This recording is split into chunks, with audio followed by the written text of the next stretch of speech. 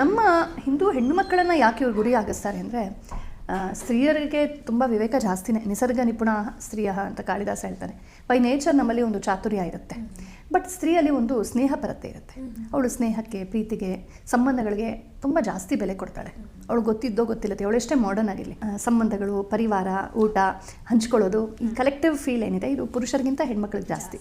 ಒಬ್ಬೊಬ್ಬರೇ ಬದುಕೋದಕ್ಕಿಂತ ಒಂದು ಸಮೂಹದಲ್ಲಿ ಬದುಕುವಂಥದ್ದು ನಿಸರ್ಗ ಸ್ತ್ರೀಗೆ ಕೊಟ್ಟ ಗುಣ. ಇದನ್ನು ಅವರು ಅಡ್ವಾಂಟೇಜ್ ತೊಗೊಳ್ತಾ ಇದ್ದಾರೆ. ಅವಳ ಆ ವಾತ್ಸಲ್ಯ, ಅವಳ ಸ್ನೇಹ, ಸೊ ಅವಳ ಸ್ನೇಹವನ್ನು ಗೆದ್ಕೊಳ್ಳೋಕೆ ಏನೇನು ಮಾಡ್ಬೋದು ಅದನ್ನೆಲ್ಲ ಮಾಡ್ತಾರೆ. ಹುಡುಗಿರನ್ನೇ ಚೂ ಬಿಡ್ತಾರೆ, ಅವಳ ವಯಸ್ಸಿನ ಹುಡುಗಿರನ್ನ ಚೂ ಬಿಡ್ತಾರೆ. ಅವ್ರು ಬಂದುಬಿಟ್ಟು ನನ್ನ ಕಸಿನ್ ಇದ್ದಾನೆ, ನನ್ನ ಊರಿದ್ದಾನೆ, ಅವರು ಹಾಗೆ ಹೀಗೆ ಅವ್ರಿಗೆಲ್ಲ ಹೇಳ್ಕೊಟ್ಟಿರ್ತಾರೆ. ಲವ್ ಪೊಯಮ್ಸು, ರೊಮ್ಯಾಂಟಿಕ್ ಪೊಯಮ್ಸು, ಪದಗಳು, ಗಿಫ್ಟ್ಗಳು ಎಲ್ಲ ವ್ಯವಸ್ಥೆ. ಅದು ಹಿರಿಯರು ಇರ್ತಾರಲ್ಲ, ಅವರು ಚಿಕ್ಕ ವಯಸ್ಸು ಚೆನ್ನಾಗಿರೋರಿಗೆ, ಯುವತಿಯರಿಗೆ ಟ್ರೈನಿಂಗ್ ಕೊಡ್ತಾರೆ. ಆ ಯುವತಿಯರು ಹುಡುಗಿರು ಈ ಥರ ತುಂಬ ಇಮೋಷ್ನಲ್ ಆಗಿರೋರು, ಸರಸವಾದ ಮನಸ್ಸು ಇರೋವಂಥ ಹುಡುಗಿರಿಗೆ ಟ್ರ್ಯಾಪ್ ಮಾಡ್ತಾರೆ.